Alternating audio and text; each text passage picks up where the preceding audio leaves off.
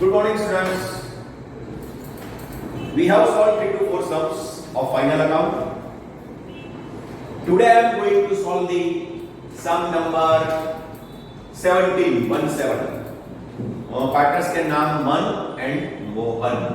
Page number 86. Right? Okay. सबसे पहले वो 5 एलिमेंट्स याद रखना. अगेन बच्चों 2 मिनट में खाली revision. Income, expense, receivable, payable, asset. Out of them income and payables. Payables का दूसरा नाम है liability. Income and payables always have credit balance. इसीलिए whatever is given in trial balance on credit side is either your income or your liability. If it is income, so we shall write it normally in profit loss account credit side. If it is liability, so we shall write it down in balance sheet on liability side. Right? And whatever is given on debit side of trial balance is either your expense or your asset. If it is expense, so we shall normally write it in profit loss. And if it is asset, so we shall write it down in balance sheet on asset side. However, there are some expenses like carriage inward, wages, demurrage, wharfage, railway freight, custom duty. ये expenses हम trading account में लिखेंगे, right? वो expenses की list को एक आध lecture में मैं cover कर लूँगा, so nothing to worry about. Clear? So we are starting with sum number 17. Man and Mohan are the partners. Now, if you look at the trial balance of that sum, so we have been given balances of current account. Check करो बच्चों. अंदर current account का balance पड़ा है. देखो जरा. मिला? Right. If we have been given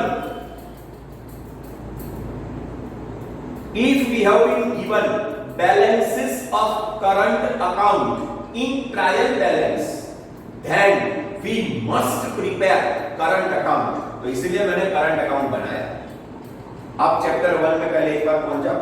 मैंने सिखाया था कि sometimes partners of the firm decide not to make any kind of change in their capital. So in that case, all the details of capital account like interest on capital, salary commission, bonus of the partner, drawings, interest on drawings, all those things, all those details will be recorded in one other account which is known as current account. मतलब देखो current account exam में हम कब बनाएंगे, पहला question ये आएगा आपके दिमाग में कि सर करंट अकाउंट कब बनेगा. सिंपल आंसर, अगर ट्रायल बैलेंस के अंदर करंट अकाउंट का बैलेंस दिया है तो करंट अकाउंट बना लेगा, नहीं तो नहीं बनेगा. Right? Simple. But before you start the sum, before you draw the columns in exam, you will check it out whether you have been given the balances of current account or not. If those balances are given, तो we shall prepare current account. Otherwise, we will not prepare. Right? तो आपका पहला doubt जो है वो clear हो जाएगा. तीसरी बार रिपीट कर रहा हूँ कि when shall we come to know कि when to prepare current account.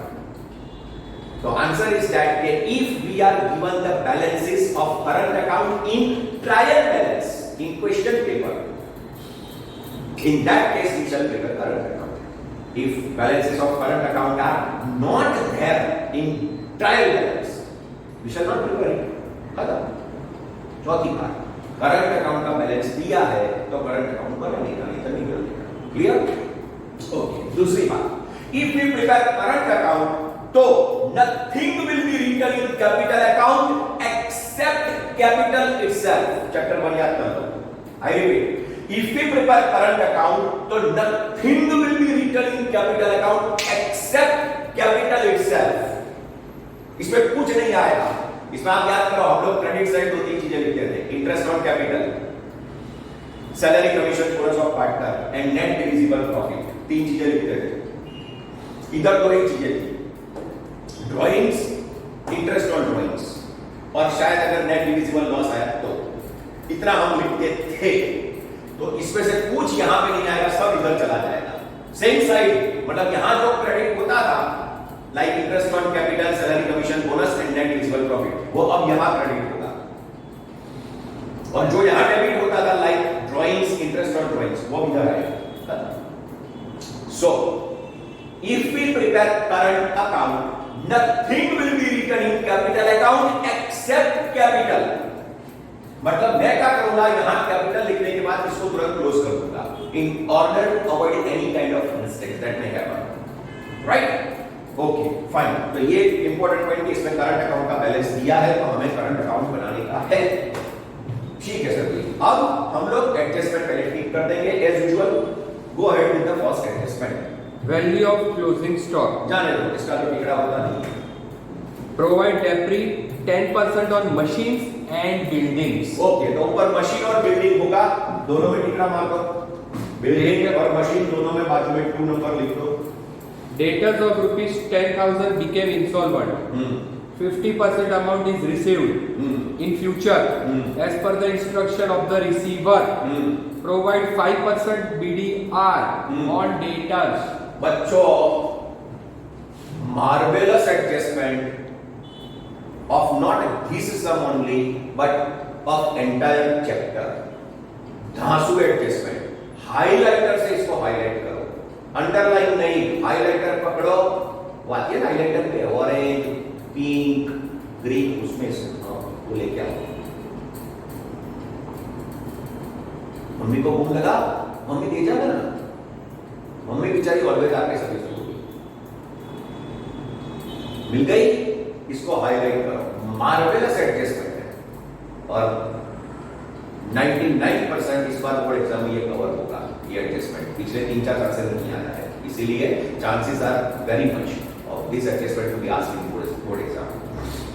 Highlight highlight करो बच्चों, धांसू एडजस्टमेंट, बहुत मजा आने वाला है। कर दिया ना?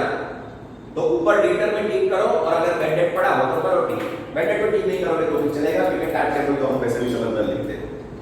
ठीक है बच्चों, yes sir. 10% interest is outstanding on bank overdraft. हाँ, तो ऊपर बीओडी पड़ा होगा बच्चों, बैंक ओवरड्राफ्ट, उसमें टिक करो, बैंक ओवरड्राफ्ट में टिक करो, बैंक ओवरड्राफ्ट में टिक करो बच्चों। या ठीक है बच्चों, fine, yes sir. Goods of rupees 2,000 is miss out to record in sales return book. Okay, sales return is left unrecorded. देखो, all the adjustments of sales and sales return will definitely affect your debtors. इसकी हम लोग generally भी करेंगे अभी, बरोबर? खैर, इसकी इफेक्ट दो जगह पे जाएगी, सेल्स रिटर्न एंड डेटर्स, दोनों में टिक करो ऊपर। Sales return as well as debtors, sales return as well as debtors, sales return as well as debtors, दोनों में टिक। देखो बच्चों, बहुत इंटरेस्टिंग चीज हुई, मैंने आपको लास्ट लेक्चर में बताई, लास्ट ये वो पॉइंट आ गया। ऊपर बीडीआर का एडजस्टमेंट आया, राइट, और उसके बाद ये एडजस्टमेंट आया सेल्स रिटर्न का।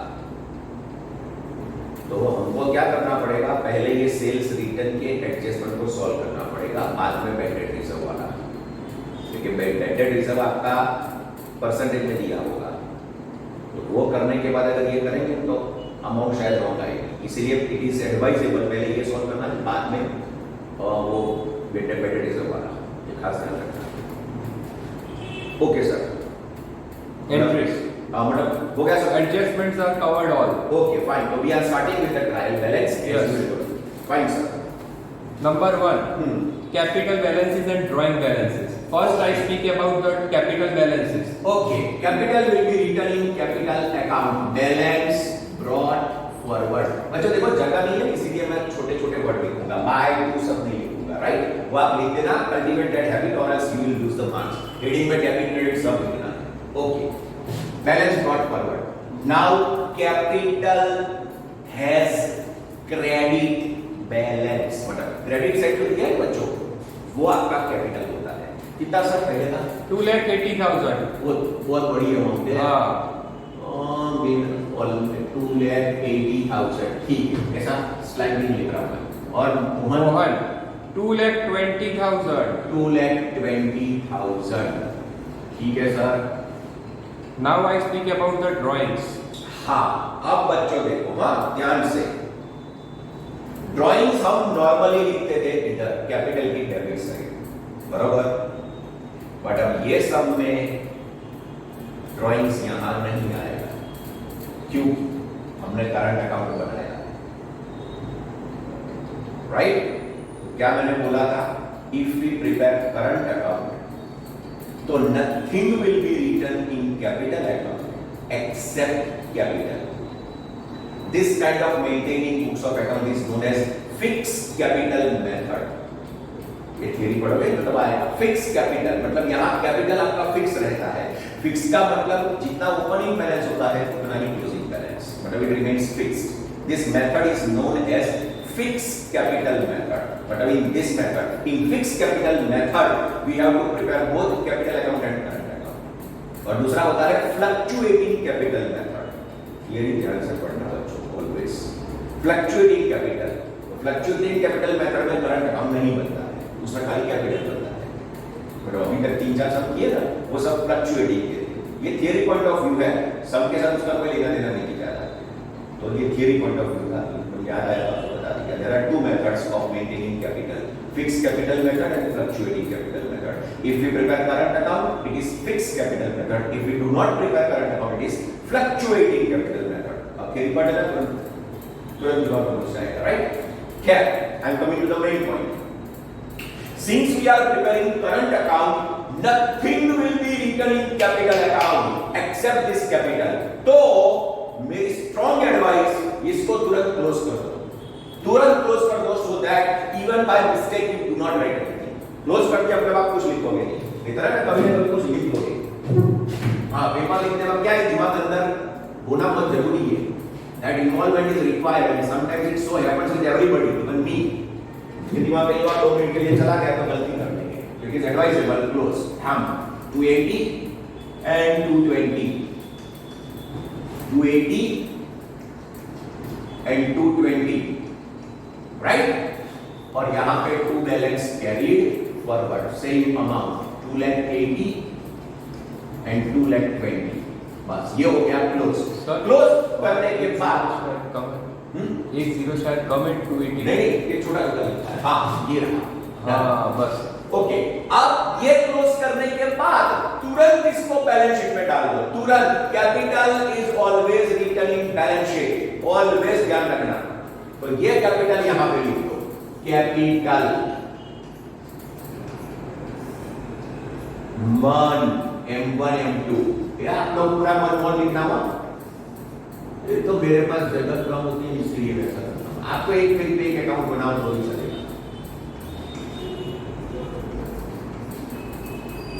आउटर में फाइल है तो कैपिटल अब खत्म हो गया, अब इसके सामने लिखना ही नहीं। अब इसमें हम जो भी लिखते थे, interest on capital, salary, commission, bonus, net discover, profit, drawings, interest on, सब इधर पे आएगा। सेम साइड, जो इधर क्रेडिट होता था वो इधर क्रेडिट, इधर डेबिट होता था। तो कैपिटल इस तरह से क्लोज कर देगा जब भी करंट अकाउंट बनाते हैं, right? In order to avoid mistakes. तो हमने कैपिटल लिखा, अब ड्राइंग्स की बारी। तो ड्राइंग्स हम इधर लिखते थे, but instead of that it will be written now here. But first line blank रखनी है। क्यों? वो बात बताऊंगा। First line blank, second line में आप लिखोगे ड्राइंग्स। ड्राइंग्स कितनी है जरूरी? मन की है 3000, मोहन की है 4500। 4500। ओके सर जी, हो गई ड्राइंग्स, बराबर। इधर लिखते थे बच्चों, उसकी जगह अब इधर लिखना है। That's yes sir. Next entry is about purchase and sales. Okay, purchase आएगा ट्रेडिंग डेबिट, पहले लाइन ब्लैंक। ये तो आपको पता है क्यों। ये परचेज, ये सेल्स, नीचे माइनस करके सेल्स रिटर्न लिख ही देने का। आया तो ठीक, नहीं तो डैश ऑन डैश कर देंगे परचेज रिटर्न। हाँ सर बोलिए। 80,000 purchase. Purchase 80, 80. Okay. 1,20,000. Okay. 1,20,000.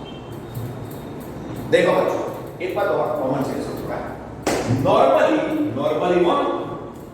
Normally आप देखो सेल्स 120 है और परचेज 80 है, मतलब दोनों के बीच में 40,000 का डिफरेंस है, बराबर।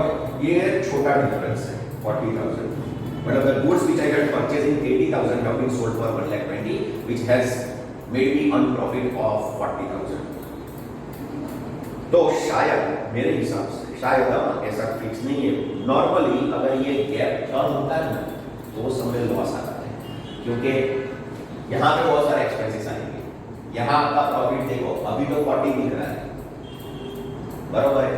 तो नॉर्मली मेरे हिसाब से शायद ये समय लॉस आएगा, ऐसा लग रहा है। ठीक है सर। Advertisement expense ₹7,000. ओके, तो एक्सपेंस हो जाएगा P&L, पहली तो लाइन ब्लैंक और फिर लिखेंगे एडवर्टाइजमेंट एक्सपेंस। सर एडजस्टमेंट नहीं है इसमें? और तो आउटर करो कितना? 7,000. 7,000, ठीक है। Okay, then Then carriage outward. Carriage outward is also expense, पर ये P&L में आएगा। कैरेज इनवर्ड भी एक्सपेंस, पर वो ट्रेडिंग में जाएगा। इन मतलब परचेज, तो all expenses related to purchase are recorded in trading account. तो कैरेज इनवर्ड ट्रेडिंग में आता है, जबकि कैरेज आउटवर्ड P&L में है। दोनों एक्सपेंस ही, बोथ आर आवर एक्सपेंसेस। तो कैरेज इनवर्ड ट्रेडिंग में, आउटवर्ड P&L। तो ये आउटवर्ड लिख रहा है कैरेज आउटवर्ड। हाँ सर, 850. ओके, ठीक है सर। फिर Machine in bracket given office. Office machine, खैर मशीन तो कोई भी होगा, वो तो असेट है के लिए, तो वो तो असेट में जाएगा 6 ऊपर। मशीन कितना? 1,50,000. 50. ओके, 1,50,000। इसमें एडजस्टमेंट है शायद बच्चों, इसलिए मैं अंदर लिखूंगा। Yes. ओके, चलो sir. Then Purchase of office machine in bracket. Date दिया होगा, वो तो समझे, इसमें ऐड कर देंगे प्लस एडिशनल। ये एडिशनल न्यू परचेज हुआ कितना? 40,40,000. 40,40,000, राइट। 1,90,000 टोटल हुआ। Okay sir, done. Building 250. Building is also our asset side. इसमें तो एक लाइन ब्लैंक, फिर बिल्डिंग कितना? 250. 2,50,000. 2,50,000। इसमें भी मेरे हिसाब से है एडजस्टमेंट, नहीं होगा तो टेस्ट करके बाहर दे। Office salary 1,15,000. Salary is expense, P&L debit, office salary कितना सच्ची? 1,15,000. Okay, I hope there is no adjustment in No adjustment. ठीक है सर। फिर Customers and suppliers. कस्टमर्स मतलब डेटर्स, कस्टमर्स मतलब डेटर्स। डेटर्स ऊपर से अराउंड 11 या 12 लाइन, राइट? Yeah. मैं इधर लिखूंगा डेटर्स। डेटर्स कितना सर? डेटर्स 25,000. एक सेकंड ना सर, डेटर्स उसके सामने creditors. Debtors always have debit balance, DD याद रखो, डेटर्स का डेबिट बैलेंस, DD, डेटर्स का डेबिट बैलेंस कितना सर? डेबिट 25,000. 25,000, ओके। और इसका 35,000. 35,000। क्रेडिटर्स ज्यादा है, ओके, ठीक है sir. Now goods return. Goods return मतलब purchase return and sales return. Purchase return always has credit balance. तो क्रेडिट साइड जो है ना बच्चों, वो परचेज रिटर्न है। कितना सर क्रेडिट? 14,000. 14,000, मतलब आउटर में 66, बराबर ना? Yes, yes. Okay, sales return कितना सर? 16,000. 16,000, okay. It will be kept in inner column. Yes, with because there is an adjustment. adjustment. Yes, sir. Okay. Now next entry, way charges. Weight charges, वजन काटो, weight charges. Weight charges, railway freight, carriage inward, wages, ये सब हमारे purchase के expense है, तो ये trading में जाएगा। Yes. Wait charges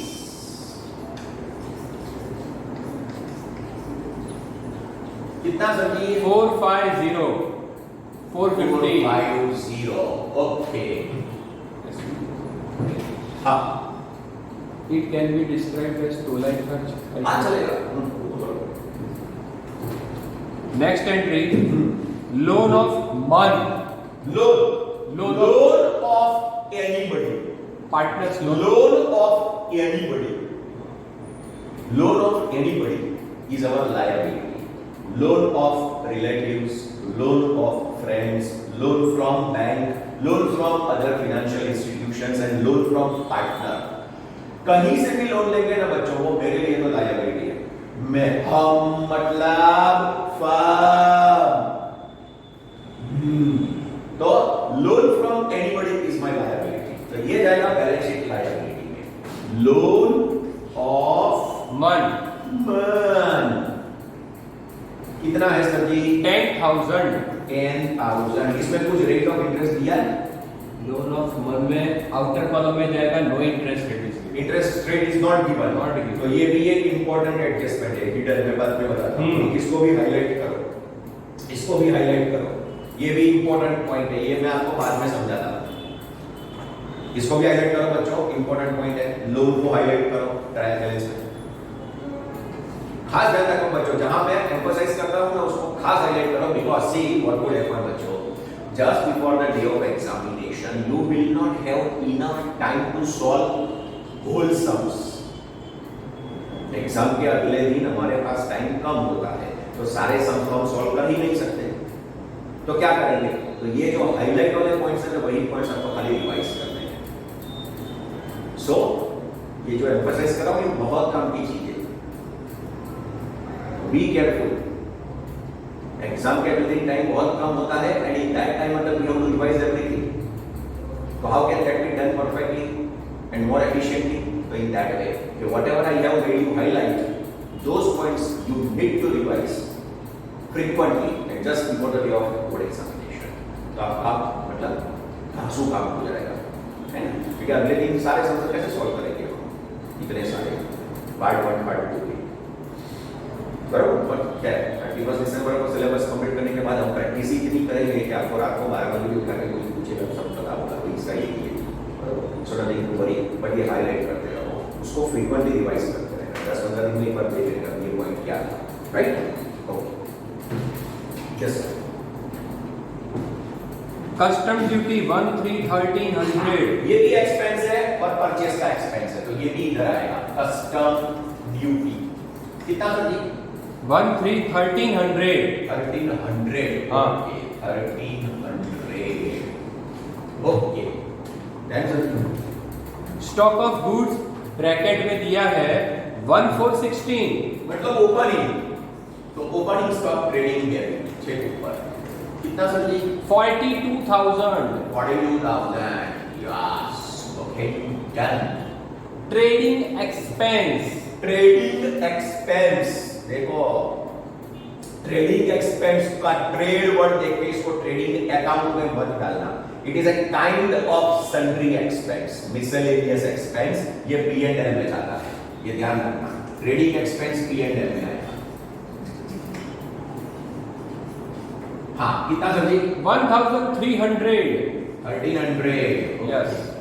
okay sir. Then Now double entry in one, wages and outstanding wages. okay, now wages is our expense, wages is our expense, but it is expense related to purchase, it is expense related to purchase, wages is expense related to purchase, इसलिए वो trading में जाएगा, इधर पे wages कितना है sir?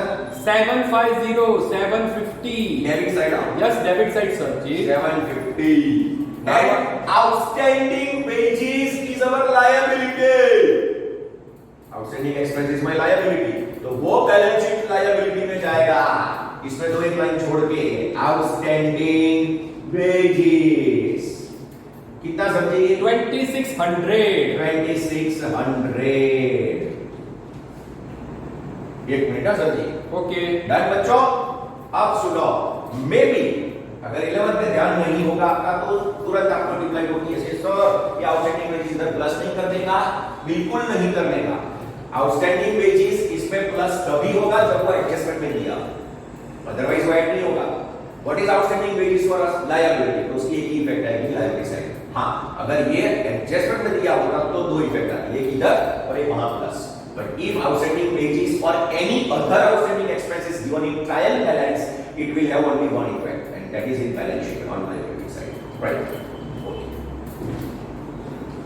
commission paid in advance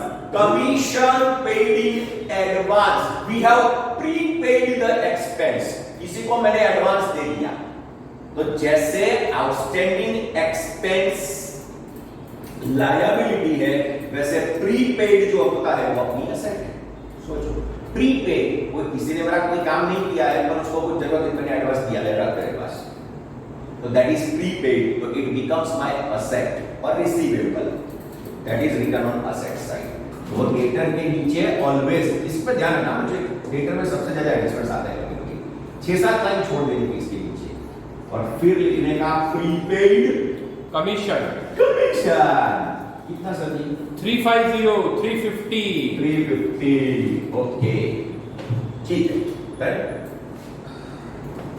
now double entry bank account and cash account okay once we have solved it बच्चों if cash and bank both are given together तो cash will तो always have debit balance cash can never have credit balance cash will always have debit balance cash will always have debit balance मतलब debit side जो amount है ना बच्चों वो cash है तो कैश आएगा asset side cash is my asset कितना sir ji 20,700 and bank is my liability क्योंकि वो क्रेडिट का बैलेंस है तो that is a kind of bank overdraft kind नहीं हुआ एक्सेट ओवरड्राफ्ट कितना सर जी 3,000 खाली बस ओके ठीक है sir then interest on loan 400 हाय इंटरेस्ट ऑन लोन मतलब ये है ना देखो ये ध्यान रखना पड़ेगा बच्चों whenever you come across interest on loan in trial balance तो आपको ये देखना पड़ेगा कि सब में क्वेश्चन में किसका लोन दिया है तो लोन खाली मन का है तो ये जो इंटरेस्ट है ये किसी की लोन का होता है वो समझ लेगा जिसकी लोन क्वेश्चन में होगी उसी का वो इंटरेस्ट होगा क्लियर खैर interest on loan is our expense because we have to pay it to the partner or we have paid it already right तो interest on loan is our expense वैसे भी आप देखो इसको डेबिट साइड दिया होगा तो डेबिट साइड तो दो ही चीजें आती हैं एक्सपेंस या लॉस है तो कॉमन सेंस इंटरेस्ट हमारा एक्सपेंस है इंटरेस्ट थोड़ी असेट है असेट क्या होता है land building machinery vehicle furniture वो सब असेट होता है इंटरेस्ट इज माय एक्सपेंस पता चला फिर से it is given on debit side तो डेबिट साइड तो दो ही चीजें होती है दो ही एलिमेंट या तो एक्सपेंस या तो असेट तो असेट तो है ही नहीं है असेट तो क्या होगा मशीनरी फर्नीचर वो सब असेट होता है तो इंटरेस्ट इज माय एक्सपेंस इसलिए ये पीएनएल डेबिट का आएगा interest on loan inner column में 400 क्यों इनर वो बाद में आता है पॉइंट पे later on okay sir then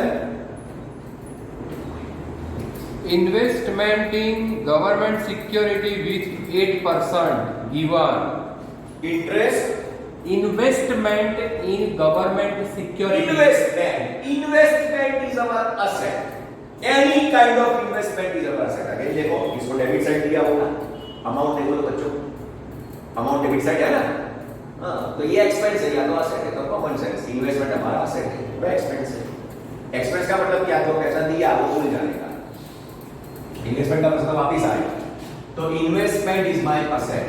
debtor के ऊपर एक आध लाइन का गैप रख के इन्वेस्टमेंट कितना है सर? 30,30,000। ओके, इनर कॉलम में परसेंटेज कुछ दिया है ना? 8% दिया है। हाँ बस इसलिए कुछ एडजस्टमेंट होगा इसमें। हाँ ठीक है सर। फिर करंट अकाउंट बैलेंसेस। अब देखो चैप्टर 1 में मैंने आपको बताया था बच्चों, करंट अकाउंट में तीन पॉसिबिलिटी है। दो तीन पार्टनर होंगे तो तीन पॉसिबिलिटी है। एक, all partners might have credit balance. दो, all partners might have debit balance. तीन, one or two partners will have credit balance, rest will have debit balance। कुछ भी हो सकता है, राइट? इसीलिए ये जो फर्स्ट लाइन मैंने ब्लैंक छोड़ी वो इसलिए छोड़ी थी कि अगर दो में से कोई भी एक पार्टनर का डेबिट बैलेंस दिया होगा तो मुझे सबसे पहले वो लिखना पड़ता है। तो whenever you prepare current account, first line दोनों साइड ब्लैंक रखना। जिसका क्रेडिट बैलेंस होगा वो इस साइड आएगा, डेबिट होगा वो यहाँ, और वो सबसे पहले आता है ऊपर, क्योंकि ओपनिंग बैलेंस सबसे पहले लिखा जाता है कोई भी अकाउंट में, राइट? इसीलिए मैंने ये लाइन छोड़ी थी। Okay fine. तो सर देखो तो क्या है, बैलेंस किस तरह से है? मन का डेबिट है।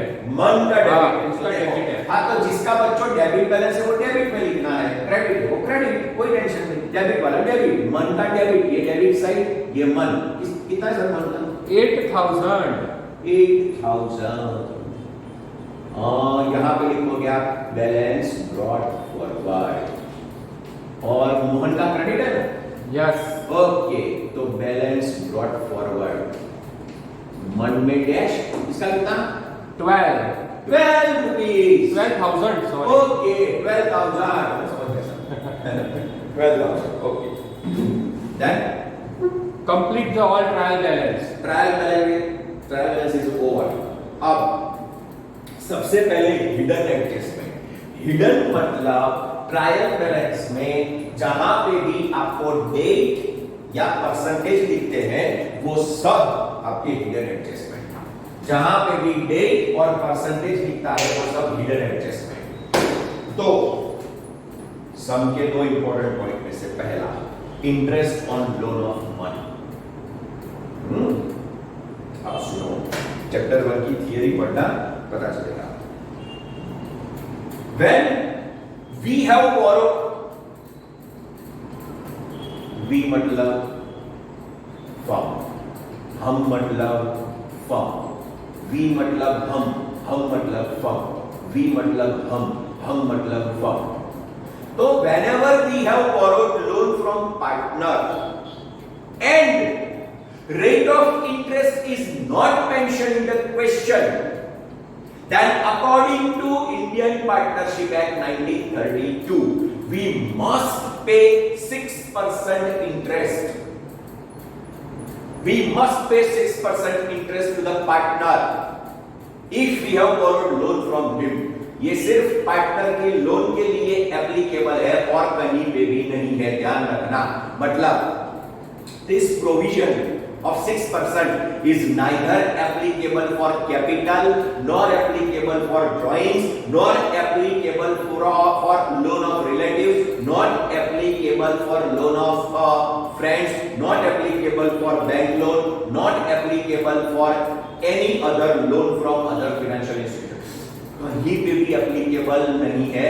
6% का प्रोविजन एक ही जगह applicable है, and that is if we have borrowed loan from partner।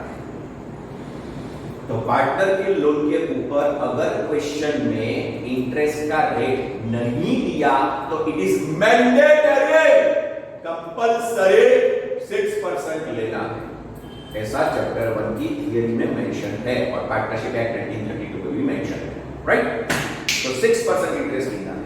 तो मन की लोन 10,000 है, नंबर 1। सर इसकी कोई डेट दी है लोन की? नहीं, तो पूरे साल का मिलने का, तो इसका 6% आप कैलकुलेट करोगे तो 600 आएगा। करो 10,000 into 6%, करो कैलकुलेट किया गया तो 10,000 का 6% किया, 600 आया। तो ये 600 हमें इसको देना है, बट उसने उसमें से आप देखो 400 ऑलरेडी ट्रायल बैलेंस में दिया है, so this is already paid है, तभी तो उन लोगों ने ट्रांजैक्शन लिखा है। तो मतलब आउटस्टैंडिंग इज ओनली 200, तो प्लस आउटस्टैंडिंग इंटरेस्ट 200, आउटर में 600, तो पूरे साल का 600 हो गया, 10,000 का 6%, तो 200 आउटस्टैंडिंग। तो ये 200 आउटस्टैंडिंग की दूसरी इफेक्ट के ये एडजस्टमेंट है, and as I had told adjustment will normally have two effects, normally word मेरा ऑलवेज याद रखना, normally will have two effects. इसकी दूसरी इफेक्ट आएगी यहां प्लस, यहां प्लस करो या सीधा बाहर लिखो सब चलता है। आउटस्टैंडिंग इंटरेस्ट 200, आउटर में 10,200। I repeat, number 1, whenever we have borrowed loan from partner and rate of interest is not given in the question paper, then we have to calculate 6% interest on that loan of partner, right? तो 10,000 का 6% मैंने निकाला 600 आया, मतलब I was supposed to pay 600 rupees interest, out of which 400 is already given, ये मैंने दे दिया है उसको। If some of you have questioned, sir, how can we know we have paid? Because it is given in trial balance. If it is given in trial, again, बच्चों, ding dong, journal entry, ledger posting, trial balance, final। तो अब कोई भी economic transaction में सबसे पहले ये होगा, फिर ये और फिर ये। तो अगर ट्रायल बैलेंस दिया है, उसका मतलब वो लेजर में भी होगा, उसका जर्नल एंट्री भी हमने किया होगा, मतलब कि that economic transaction would have taken place, तभी तो वो अंदर ट्रांजैक्शन रिफ्लेक्ट होता है, लेकिन थोड़ी होता, राइट? तो इसीलिए 400 हमने दे दिया है, तो 200 इज आउटस्टैंडिंग, तो ये प्लस कर दिया तो टोटल एक्सपेंस मेरा 600 हो गया, और ये आउटस्टैंडिंग है इसलिए other side it is my liability, तो ये बैलेंस शीट लायबिलिटी हो गया। इसको अंदर प्लस करके लिखो या बाहर को सब चलता है, उसका कोई मार्क्स नहीं करेगा। Clear ji? Okay, then I will proceed. हां, any other hidden adjustment sir, जहां डेट या परसेंटेज कुछ दिखे आपको? परचेज ऑफ ऑफिस मशीन में दिया है। हाँ, तो उसका तो शायद डेप्रिसिएशन नीचे आएगा। हाँ, आएगा, उसको हम देख लेंगे। और उसके अलावा इन्वेस्टमेंट गवर्नमेंट सिक्योरिटी हाँ, ये आएगा बराबर। तो अब सी, अगर हमने कहीं बच्चों इन्वेस्टमेंट किया तो उसके ऊपर हमें इंटरेस्ट मिलेगा, जैसे इसका इंटरेस्ट हम पे करेंगे तो इन्वेस्टमेंट का इंटरेस्ट हमें मिलेगा, तो वो भी कैलकुलेट करेंगे। कितना परसेंटेज? 8%। और इसकी कोई डेट की है? No date. नो डेट मतलब फुल ईयर का कितने, तो 30,000 का 8%, तो मतलब प्लस आउटस्टैंडिंग इंटरेस्ट 2,400। कैलसी में इसका 8% करोगे तो ये आ जाएगा 32,400। और इसकी second effect, interest on investment is our income. थोड़ा हमने कहीं इन्वेस्टमेंट किया था तो हमें इंटरेस्ट मिलेगा, तो that is my income, and since it is income ये P&L क्रेडिट जाएगा। 3 लाइन ब्लैंक रखके, bye interest on investment 2,400। Clear? 2,400 full year का, तो इसकी दो इफेक्ट होगी। Yes sir. Hidden close. Okay, तो अब आउटर एडजस्टमेंट सर, पहला value of closing stock ₹80,080 and its market value is 10% मोर। मोर को तो देखना ही नहीं है, मैंने बोला था लेस होगा तो माइनस करेंगे, मोर को तो देखो ही मत, तो सीधा 80,000 लिख दो। Closing stock on one side it is my asset, इसीलिए यह एक तो असेट में जाएगा 80,000। हाँ, 80,000। And second effect, trading credit, closing stock.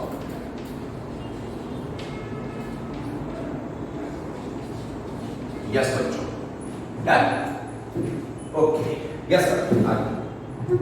Provide depreciation 10% on machines and buildings. पहले बिल्डिंग का गेन है, माइनस डेप्री कितना 10%? Yes. ये हो जाएगा 25,000, तो ये आउटर में हो गया 2,25,000। तुरंत इसकी second effect, depre is my expense, तो P&L depre on building 25, depreciation on one hand it is expense, the other side it will decrease the value of asset. इसलिए दो इफेक्ट है, इधर डेबिट एक्सपेंस है इसलिए, और यहाँ माइनस इसलिए because value of my asset will decrease when I calculate debit. ये हो गया बच्चों. अब मशीनरी, अब उसमें देखो तुरंत दिखेगा ये एडिशनल है, उसका मतलब मशीनरी का डेप्री 1,50,000 जो है बच्चों, उसके ऊपर 10% फुल ईयर का 15,000, while additional purchase is 40,000, rate is 10%. Sir इसका डेट क्या है? 1460. अच्छा फर्स्ट डे ही है, ओह तो बेस्ट, तो फिर इसका भी फुल ईयर का ही गिनेंगे. 1/4 को लिया मतलब पहले ही दिन लिया है, तो इसका भी फुल ईयर का गिनेंगे 4, मतलब तो 19 हो जाएगा. रेट अलग होती तो हम अलग से कैलकुलेट करना पड़ता. तो माइनस डेप्री 19,000, आउटर में 1,71,000, एंड तुरंत second effect depre is my expense, तो P&L डेप्री ऑन मशीन 99 है ना. ओके चलो फिर Debtors of rupees 10,000 became insolvent. pass. Now before I solve these adjustments I shall have to solve that sales return adjustment, isn't it? मैंने बोला था क्योंकि ये परसेंटेज होता है इसलिए इसको बाद में करना है. सर वो सेल्स रिटर्न वाला जो एडजस्टमेंट था Rupees 2,000 miss out to record in the sales return book. Okay. Now बच्चों बी केयरफुल. हम सेल्स रिटर्न मतलब the goods which I had sold they have been returned to me. Sales return मतलब the goods which I had sold they have been returned to me. Goods which were sold they have been returned to me, and by mistake it is left unrecorded in books of account. तो इसकी journal entry क्या होगी पहले? तो sales return account debit because goods come in, debit to debtors. ये इसकी journal entry है बच्चों, ये तो खास ध्यान रखना है. Journal entry I had told sales return to debtors, ये इसकी जर्नल एंट्री है. By passing this journal entry you will be confident enough to जज where will this affect. This will affect sales return and debtors. तो दो जगह इसकी effect जाने वाली है, एक सेल्स रिटर्न और डेटर. अब सोचना ये कि प्लस करेंगे कि माइनस. तो व्हाट नेक्स्ट है कि if sold goods are return तो माय सेल्स विल डिक्रीज, इसलिए ये यहां से माइनस हो जाएगा. माइनस सेल्स रिटर्न बराबर एडिशनल डेबिट 2,000 ना संजय? Yes. ओके. काउंटर में 1,02,000. अब if goods have been returned to me by my debtor, तो amount of debtor will also decrease. Sales घटेगा, कम होगा. तो debtor भी कम होंगे ना, क्योंकि उतना पेमेंट हमारा नहीं मिलेगा. तो debtor में से भी के माइनस होगा, दोनों जगह माइनस. माइनस सेल्स रिटर्न 2,000, तो इनर में 23, दोनों जगह माइनस. सेल्स में से कुछ माइनस करोगे ना बच्चों, तो डेटर में से भी माइनस होगा. सेल्स में कुछ प्लस करोगे तो डेटर में प्लस ही होगा. फिक्स है वो, फिक्स है वो ना. Yes sir. Now debtor of rupees 10,000. हाँ बराबर. अब वो पढ़ो, अब धांसू एडजस्टमेंट. अब दिमाग की सारी खिड़कियां खुली होनी चाहिए और very much means concentration is required. कोई नींद में नहीं होगा वो. उधर चाय वाय पी के आओ, पानी पी के आओ, या तो फिर एटलीस्ट मिनटस खाओ, दिमाग की बत्ती जलाओ. Yes sir. Debtors of rupees 10,000 became insolvent. 50% amount will be recovered as per the advice of the receiver. Provide 5% bad debts reserve also. ठीक है. बैड डेट रिजर्व तो बाद की बात है बच्चों. आगे का जो पॉइंट है उसको जरा ध्यान से पढ़ो. बराबर. मैं जरा घटक लेता हूं.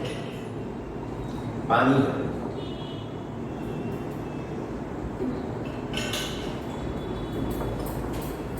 सही में पानी है वो. ये टू लोग है ना ओएमजी में वो परेश रावल बस में सबको देता है, वैसा गंगा जल नहीं है, पानी है, सिंपल। डन। हाँ सर, अब फिर से पढ़ो इसको एक बार। Debtors of rupees 10,000 became insolvent. हाँ, इंसॉल्वेंट वर्ड को हाईलाइट करो, ये धांसू वर्ड है, खतरनाक। इंसॉल्वेंट वर्ड को हाईलाइट करो। या अभी किया बोलता हूं तो कुछ लोग बोलते हैं नहीं सर एमजी है, अबे गाड़ी की बात नहीं करना है, वो हाईलाइट किया ना किया। Done. 10,000 has become insolvent and 50% amount will be recovered. हाँ, तो अब मुझे लेने थे इसके पास से 10,000, बट उसके रिसीवर मतलब he is a lawyer and advocate who is appointed by the court whose main responsibility is to dispose of all the assets of such insolvent debtor and to pay all the liabilities of that debtor. Because under Indian Contract Act 1872, if somebody is declared insolvent by the court, then that person cannot enter into any kind of economic transaction or any kind of contract with anybody. खाली additional knowledge है। खैर, point पे आ जाते हैं। मुझे उसके पास से 10,000 लेने थे, वो इंसॉल्वेंट हो गया, तो उसके रिसीवर ने मतलब लॉयर ने बोला कि आपको 50% मिल जाएगा, मतलब 10 में से 5 मिलेगा कल परसों नरसों कभी। वो तो अच्छी बात है, चलो 5 तो आया, पर 5 तो गया मेरा, वो अब कभी नहीं मिलेगा, it is impossible because he is insolvent now. तो बाकी मेरा 5 गया, मतलब my bad debt is 5,000, that is crystal clear कि my bad debt will be 5,000। तो अब आया 18 इधर, और ये 5,000 rupees second effect fact table जो कि मैंने बनाया तो नहीं है, पर बना देता। ट्रायल बैलेंस में तो कुछ आया तो नहीं, इन टॉप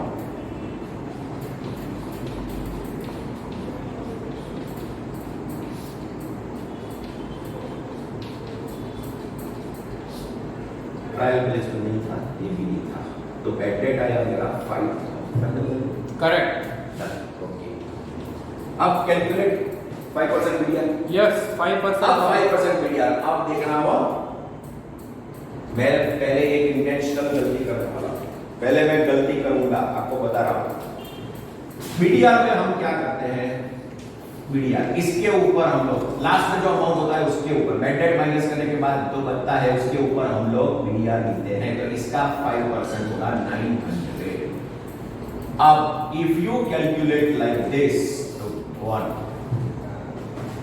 ये गलत हो जाएगा, ये बस यही इसका क्लास पॉइंट है, सम का चैप्टर का धांसू पॉइंट है।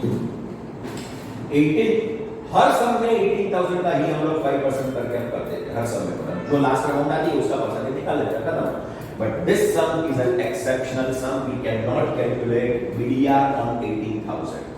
अब क्यों, वो पॉइंट पे आ रहा हूं मैं एकदम आराम से। देखो बच्चों, BDR is always calculated on doubtful debtors.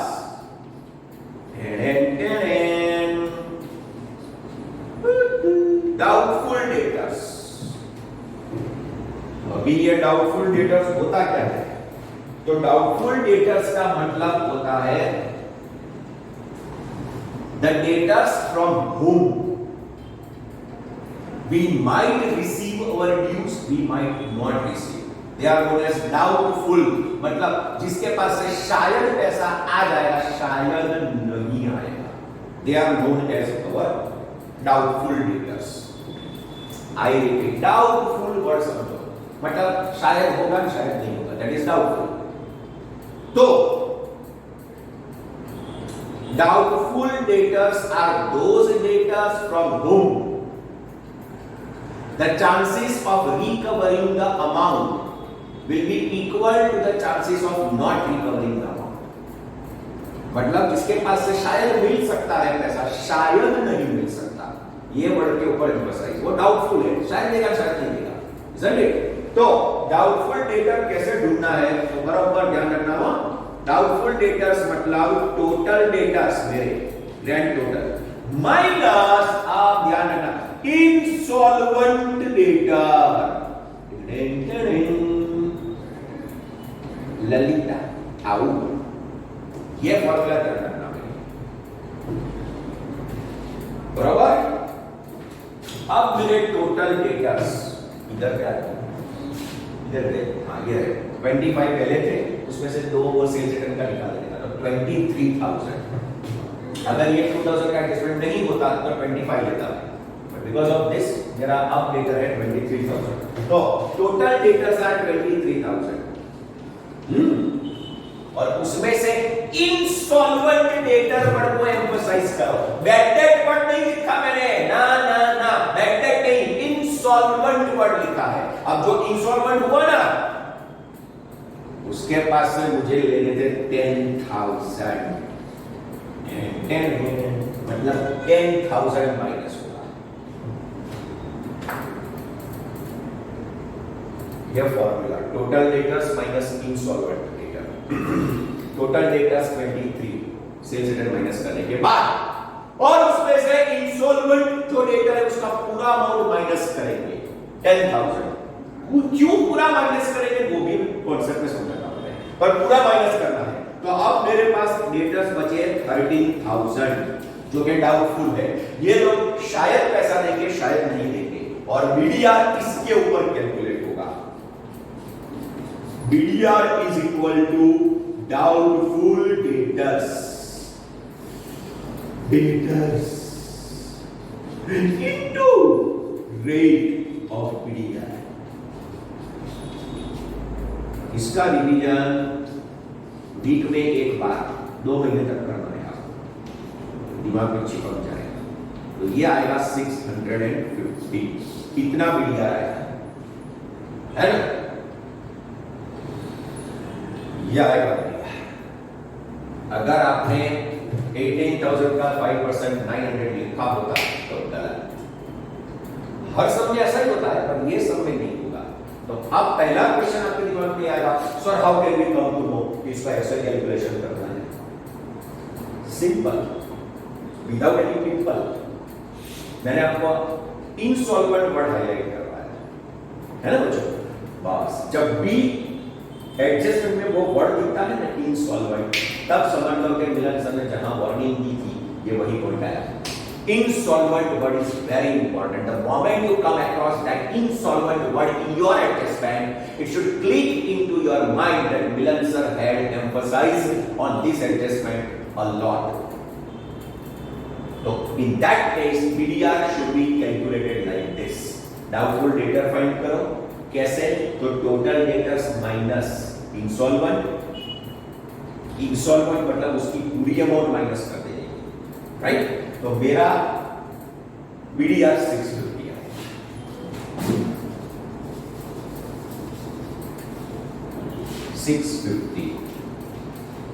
खत्म। आउटर में 17350 और 650 की सेकंड इफेक्ट क्या है? 650 5650, आउटर में 5650। इस क्लियर बच्चों? Marvellous adjustment. Insolvent word highlight, जब भी इंसॉल्वेंट आया तो समझ लो कि सर ने बोला था वो पॉइंट आया। Okay, any other adjustment is left?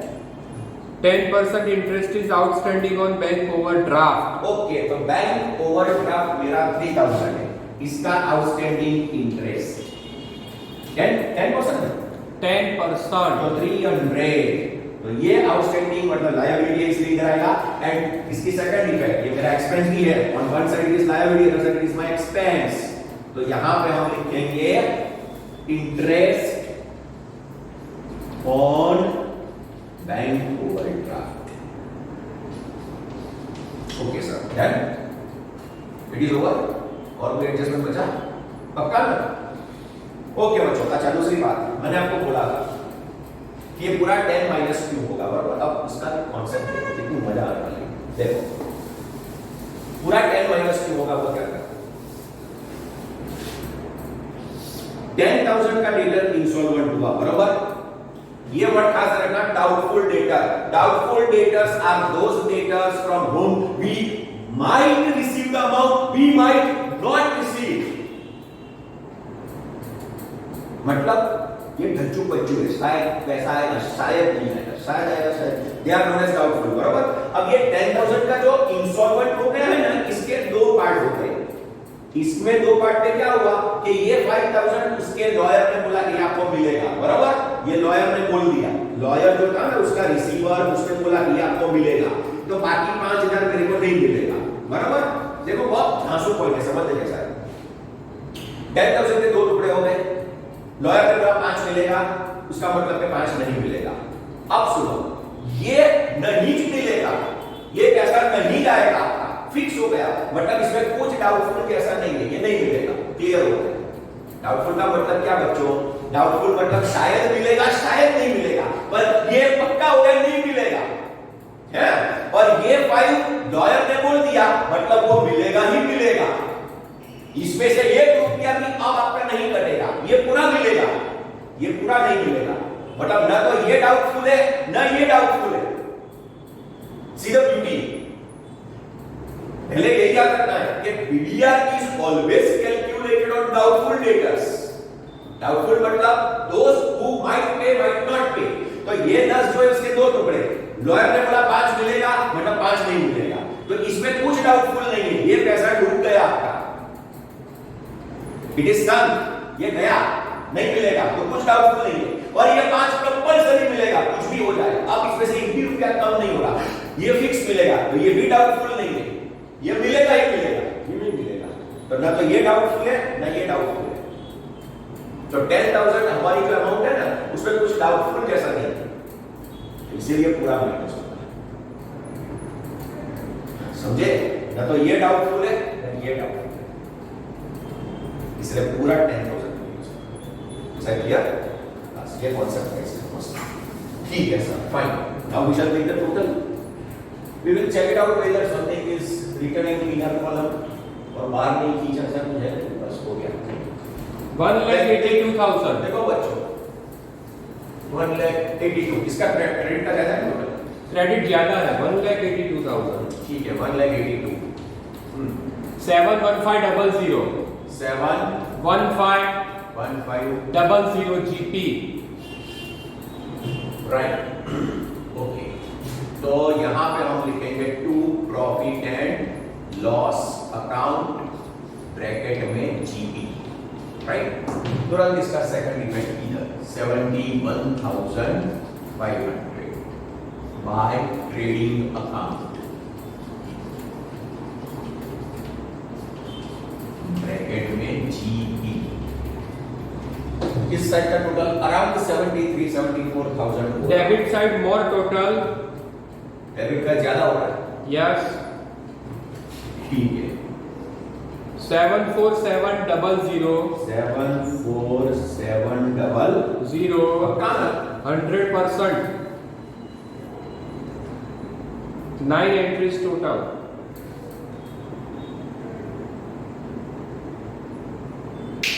74,700 मतलब लॉस आया, मैंने आपको शुरू में बोला 800 loss by partners current account. दो चीजें, एप्रो हमने बनाया नहीं है इसलिए एप्रो में नहीं जाएगा, और करंट बनाया तो करंट में जाएगा। तो मनमोहन M1 M2 800 टोटल 800 का answer. Separate 400 profit sharing ratio equal 1 proportionate 1। Okay, तो each will be given 4, each will have to share 400 loss। Clear बच्चों? अब ये अभी तक जाता था कैपिटल अकाउंट के अंदर, but now we have to add current account, तो this will be transferred to current account. कौन सी साइड? कॉमन सेंस, इधर क्रेडिट है इधर डेबिट। तो profit and loss account bracket में net divisible loss 400 each. Okay, month का ग्रैंड टोटल 11,400। मंथ में डेबिट का ज्यादा है 11,400। इसमें से इस साइड कुछ भी होगा तो माइनस, इधर तो कुछ है ही नहीं, तो carry forward same amount 11,400, total 11,400। ये हो गया। अब देखो इंटरेस्टिंग, जैसे कैपिटल को हमने बैलेंस शीट में लिया वैसे ही करंट अकाउंट का बैलेंस भी बैलेंस शीट में जाएगा। Now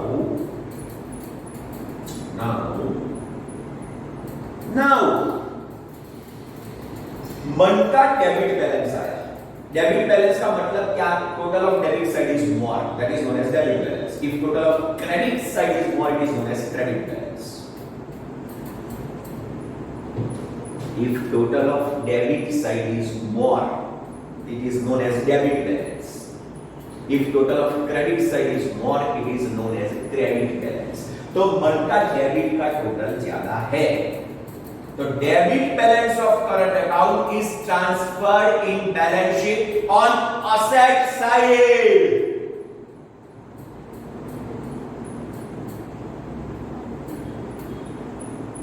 Debit balance of current account is transferred in balance sheet on asset side। तो asset side जहां पे भी जगह दी है वहां डाल दो current account debit balance और ब्रैकेट में नाम मन 11,400।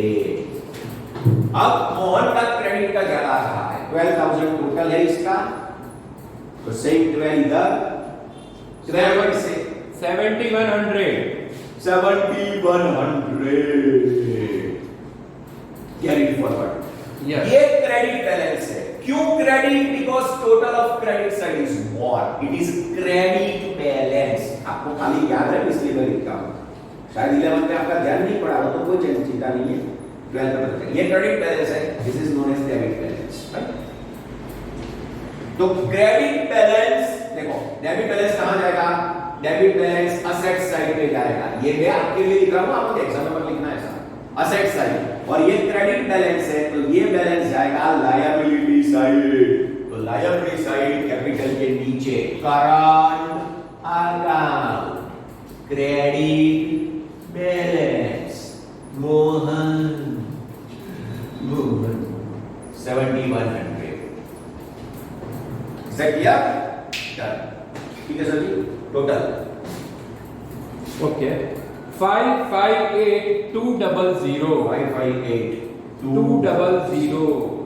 558,200 जस्ट चेक इट आउट कि कुछ अंदर रह गया, सब कुछ बाहर आ गया। 9 एंट्रीज ऑन एसेट साइड।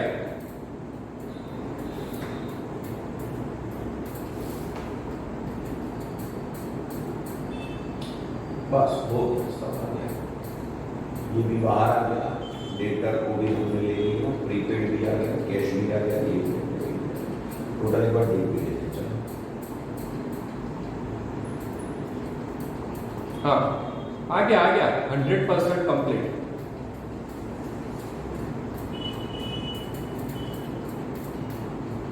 उन लोगों ने है ना, बराबर डन, कंप्लीट बराबर, ओके डन। यस बच्चों, 2 पॉइंट इंपॉर्टेंट थे, एक interest on loan of partner on which we have to calculate 6% interest, and second point ये लेटर वाला मार्वेलस पॉइंट। एक हफ्ते के बाद ये सब आप अपने आप करना, एक हफ्ते के बाद, अभी आफ्टर 1 वीक, तो एक शायद भूल जाओगे तो रिवाइज हो जाएगा, तो एग्जैक्टली सब कुछ क्लियर हो जाएगा। राइट, फाइन बच्चों, take care of yourself, okay. और जो भी 4-5 सम किए उसका रिवीजन रेगुलर करते रहना। Clear? We shall go ahead with other sums in next lecture. Enjoy.